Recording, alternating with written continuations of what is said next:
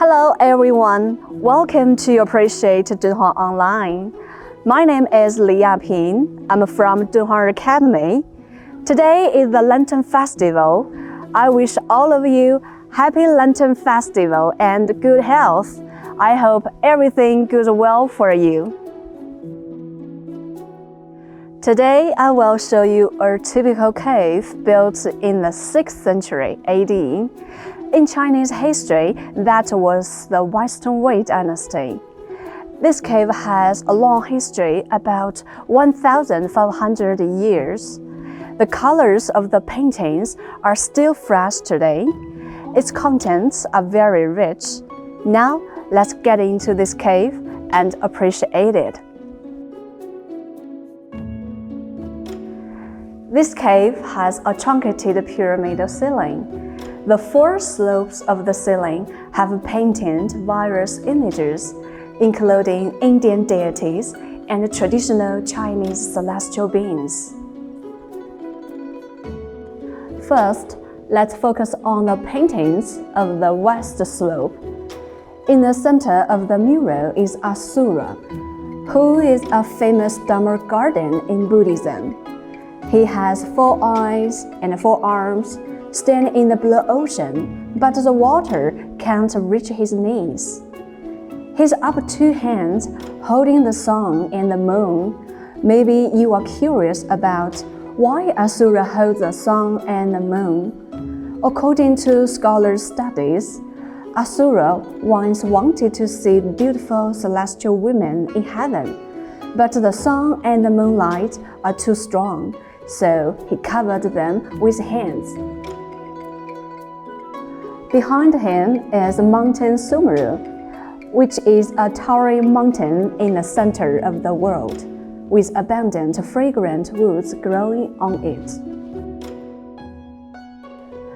On both sides of Asura are 4 nature gods who originated from Old Chinese mythology, mentioned in the book Classics of Mountains and Seas, dating back to 2,000 years ago. This is Wind God. He has a tiger head and a human body, bird claws, and a pair of wings on the back, carrying a wind bag. This is a Rain God. He spurts clouds and mist from his mouth, who is in charge of the rain. This is Thunder God. He hits a circle of drums to make thunder sounds. Here we can see the Lightning God. He is holding an iron anvil to make lightning. Now let's turn around to look at the paintings of the east slope. There is a Saint-Mani guarded by a pair of warriors. It is the symbol of the purity and the light. It is said that Saint-Mani has miraculous power of avoiding mishap and purifying dirty water. Others say that the Saint-Mani is a kind of wish-granting orb, which can make people's wishes come true. On the left side, this figure is Zhu Quan, which is one of the 4 divine creatures in Chinese mythology and the guardian deity of the south direction. It looks like a phoenix. This is Xuan Wu, who is in charge of the north direction. Its appearance looks like a combination of snake and tortoise. Here we can see an exciting acrobat figure. He is doing handstand with deep eye sockets and a high nose, suggesting that he might come from the western regions. Painters wanted to depict the various deities in heaven and the secular life on earth.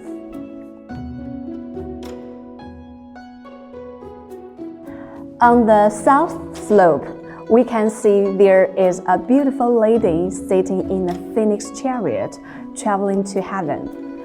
She wears a white-sleeved robe, who is the goddess of divine realm, Queen Mother of the West. According to the classics of mountains and seas, Queen Mother of the West was in human form but had a leopard tail and tiger teeth. She was worshipped by more and more people in the Han Dynasty, so her facial features changed. In front of the chariot, this figure is Dunhuang, a deity from Chinese mythology who has a pair of horns on his head and a pair of wings on the back. On the left corner, we find an attractive figure which has 11 human heads and a tiger body. It is called Kaiming, who guards the peace of Kunlun Mountains. The lower part of the mural depicted mountains and wild animals, which symbolizing the earth. Now, let's appreciate the paintings of the North Slope. In the center of the mural is the scene of King Father of the East ascending to heaven. He is sitting in the dragon chariot. It's a pity that a piece of painting had lost. Only the chariot remains. Those immortals ride on dragons and hold banners to welcome the King Father of the East. This figure is a featherman. His appearance is similar to Apsara's, but his ears protruding from his neck and has a pair of feather wings on the back. His job is to guide the dead souls to heaven. The lower part of the mural shows the hunting scenes. There is a hunter riding on a horse. He swerves his upper body and pulls the bowstring to shoot at the tiger. The painter has managed to capture the most exciting moment of the hunt. This kind of a hunting scene was influenced by Parthian art, which originated from Persia.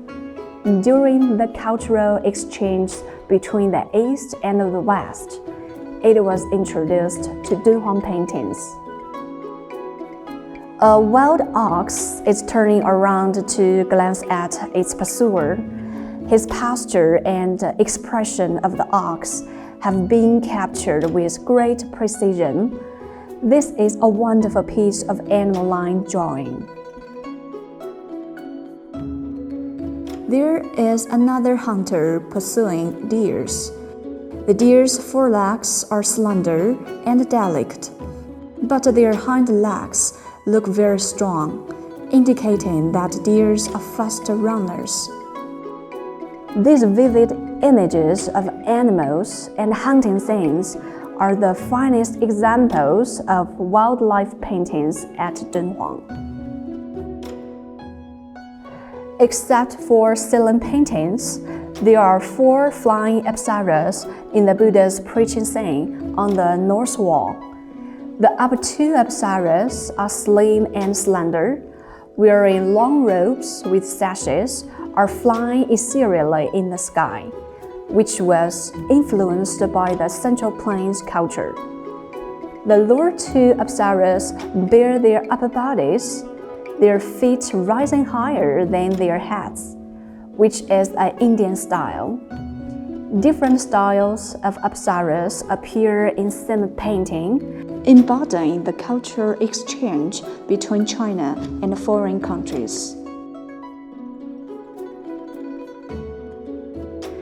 These various deities from Buddhism and traditional Chinese mythology coexist in one cave, reflecting the synthesization of Buddhism and Buddhist art.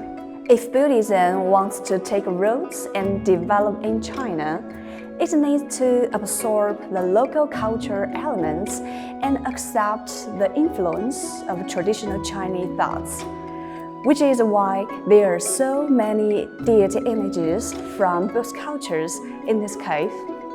Okay, that's all for today. See you next time.